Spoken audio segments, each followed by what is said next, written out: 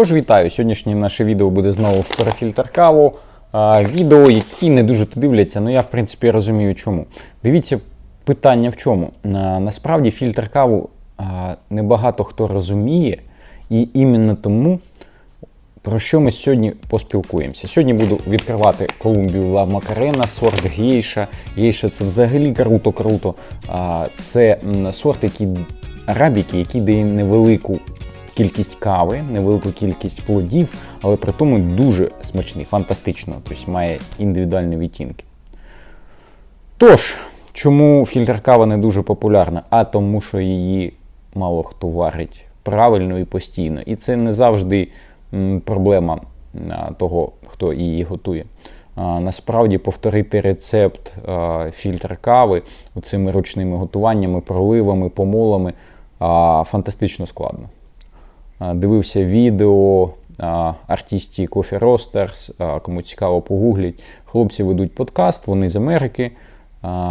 І вони правильно кажуть, що коли ви відкриваєте кав'ярню, тобто якщо ви будете відкривати кав'ярню, звісно, ті зусилля, які ви вкладете в підготовку баріста, який буде вам фільтр каву готувати, вони вам не відгукнуться. Тобто це готування, фільтр кави, воно по багато в чому є лотереєю. Тобто у вас багато чого може не вдасться, ви б там промазали в декілька градусів, у вас вже смак не той, ви не знаєте, що сталося, чи змінилось зерно, а воно не змінилось.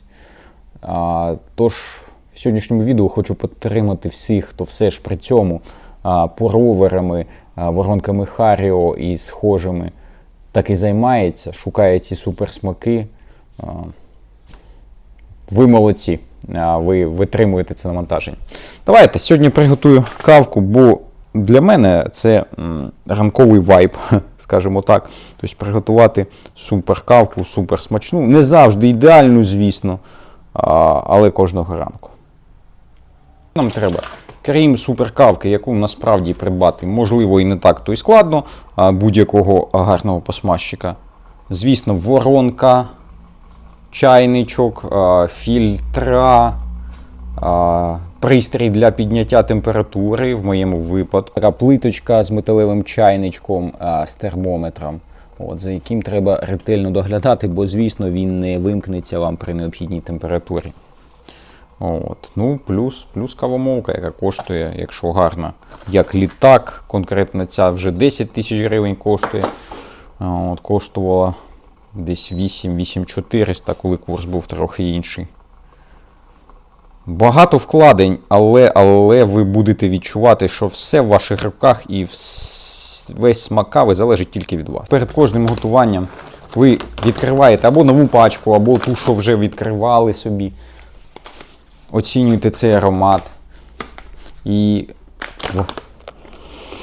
уявляєте собі, як ви будете смакувати. От наразі ця кавка, вона мені нагадує вишневий торт.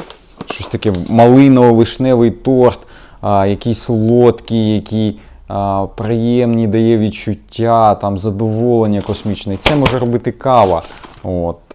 Але, звісно, витратите на це трохи часу. Давайте насипемо 15 грамів. В кожного свій рецепт, це мій, коротше кажучи. 15 грамів.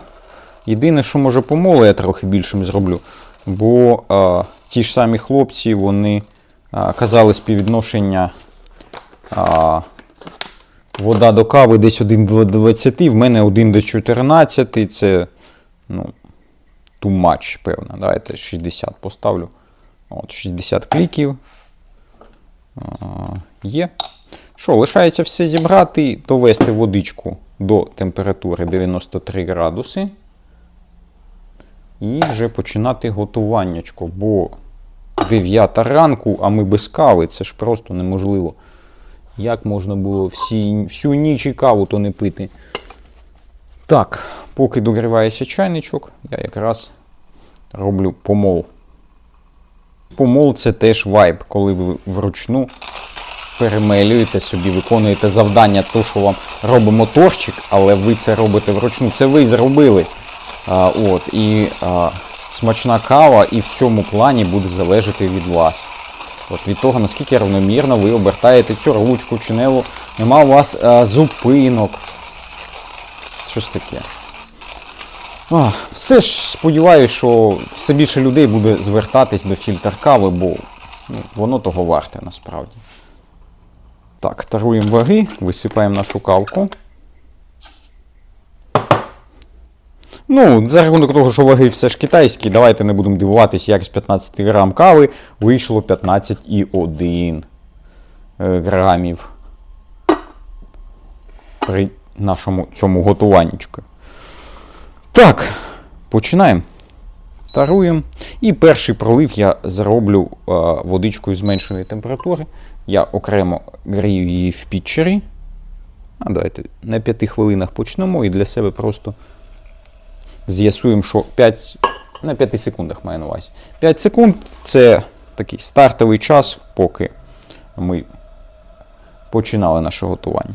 Маємо 36,6 грамів, 21 секунду. І на 30 секундах, десь трохи менше, почнемо готуваннячку. Будемо проливати в центр нашого кавового шару. Давайте трохи зміню ракурс, щоб був якраз кавовий шар. Звісно, камера не передає, але наразі стоїть такий чудовий аромат оцього кондитерського виробу разом з винним відтінком. Що ці відчуття просто рекомендую всім повторити. Можливо, звісно, у вас не з першого разу і не з другого, і не з 10-го вийде приготувати надсмачну каву, але коли з 20-го, 30-го у вас ця смакота опиняється в чашці, це просто непередаваємі відчуття.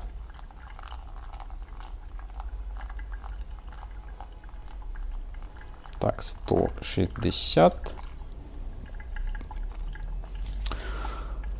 Так, щоб співвідношення було побільше, ніж мої 1 к 14, ми будемо готувати десь 250 мл, можливо 260. От не дивлячись на те, що я поставив досить великий помол, а 60 кліків на моїй кавомолці – це досить крупний помол. Все одно по часу ми, можливо, трохи запізнюємося. Бо вже на 2 хвилинах так-то пора робити останній пролив. Давайте 220 і подивимося, як буде. Що ще трошки додам водички. Маємо 2,40 і, в принципі, на тому і помолу завершати. Але давайте ще трошки додамо. Отак. 240 мл, щоб у нас вийшло. До речі, 5 же секунд ми маємо бонусні, так що все добре. Будемо чекати 3:10.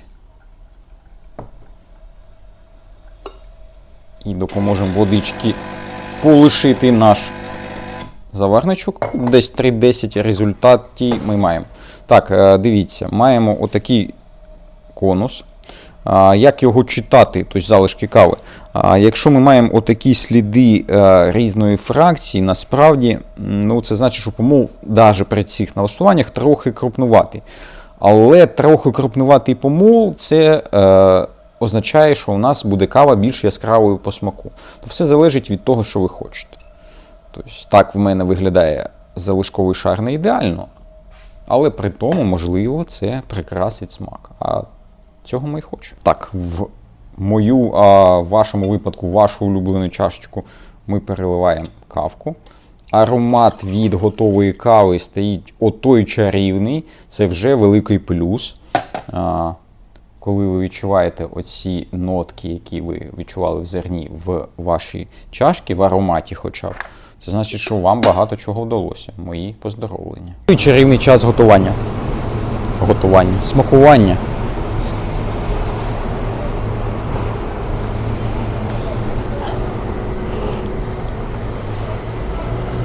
Да. Коли кава має індивідуальний букет,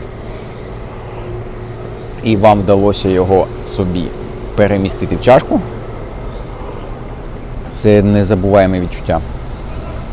Да, оцей кондитерський смак, який був в ароматі, він менший, але він тут існує. Кавка передає якийсь малиновий торт, малиново-вишневий. До нього додалась гірчинка.